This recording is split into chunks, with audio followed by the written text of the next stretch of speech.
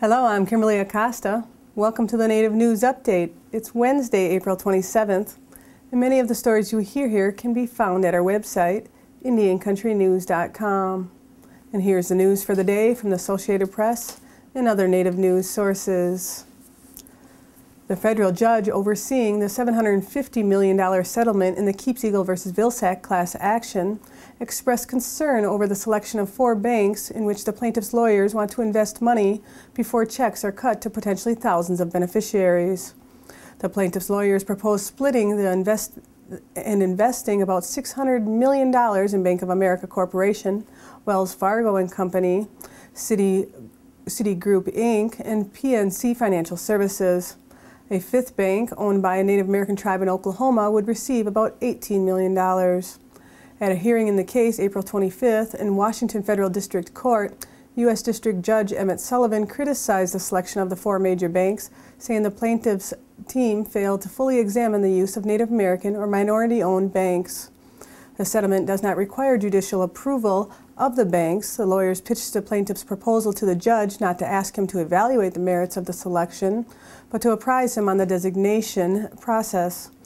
That Sullivan cannot control the banks that are chosen did not stop him from weighing in. 99 pre-Columbian cultural artifacts seized by federal authorities in Los Angeles and Portland, Oregon, have been returned to Panama. The artifacts were made between AD 1 through 1500 by Native American Indian potters and are valued at about $100,000. The artifacts were likely looted from graves in southwestern Panama.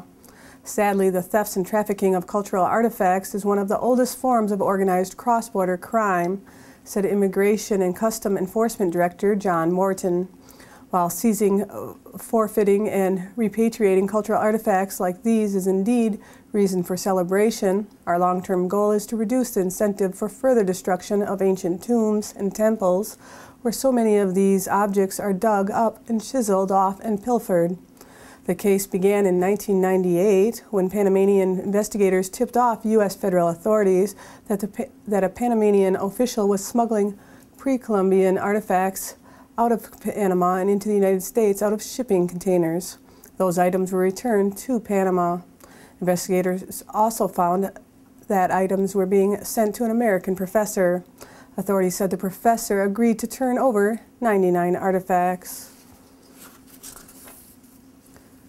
U.S. Department of Energy released details of the upcoming tribal summit with American Indian and Alaska Native leaders that will be held on May 4th through the 5th at the Crystal City Gateway Marriott in Arlington, Virginia.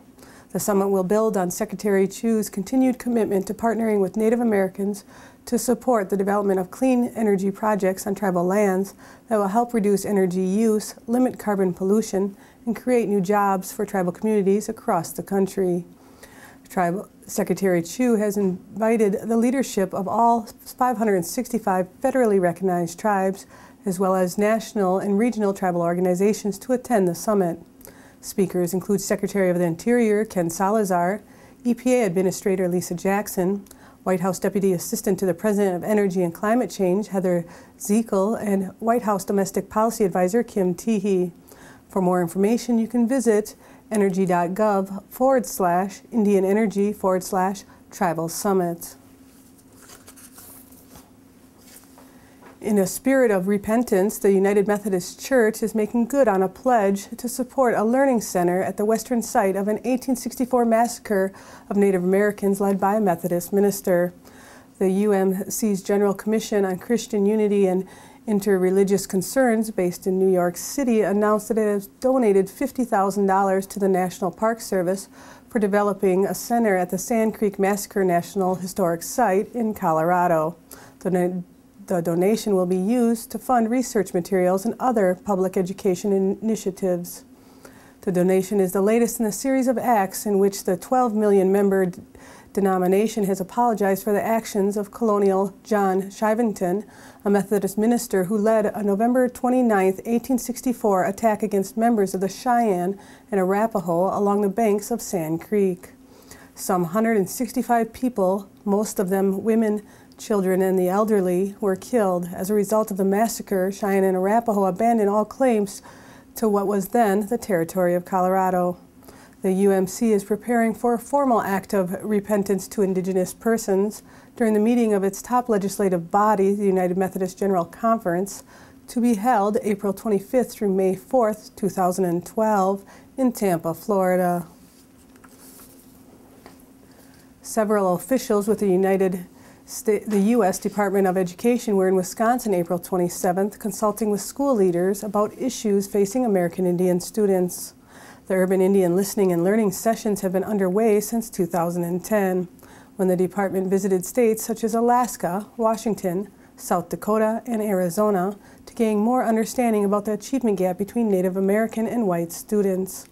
The department also wanted to figure out how to serve the needs of American Indian students as the government prepares to reauthorize the Elementary and Secondary Education Act, also known as No Child Left Behind. Department officials visited a series of states last year to consult with tribal leaders.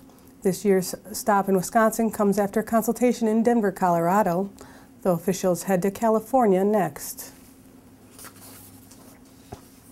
St. Louis Rams quarterback Sam Bradford, who is Cherokee, was on hand today to urge American Indian youth to get active. He joined U.S. Department of Agriculture Secretary Tom Vilsack at the Agricultural Department. Over 30 American Indian students from eastern and western, southeastern Alaska, and Tuba City, Arizona, planted a vegetable garden.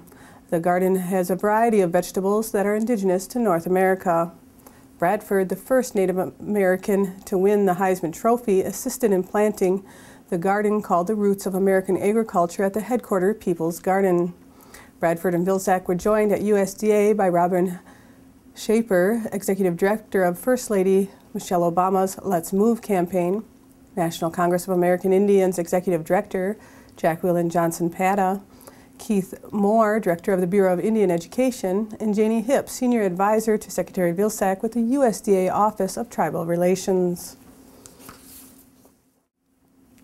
Notah Begay III announced Tiger Woods as one of the several high-profile participants for the 4th annual Notah Begay III Foundation Challenge on July 5th.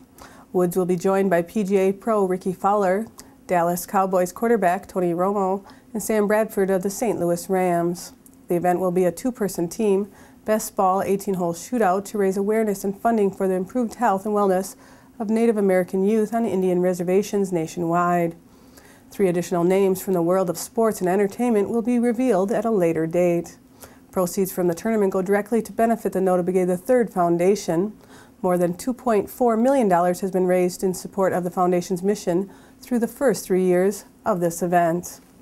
And that's the latest roundup of news from Indian Country on this edition of the Native News Update. I'd like to thank you for joining me and have a grand day.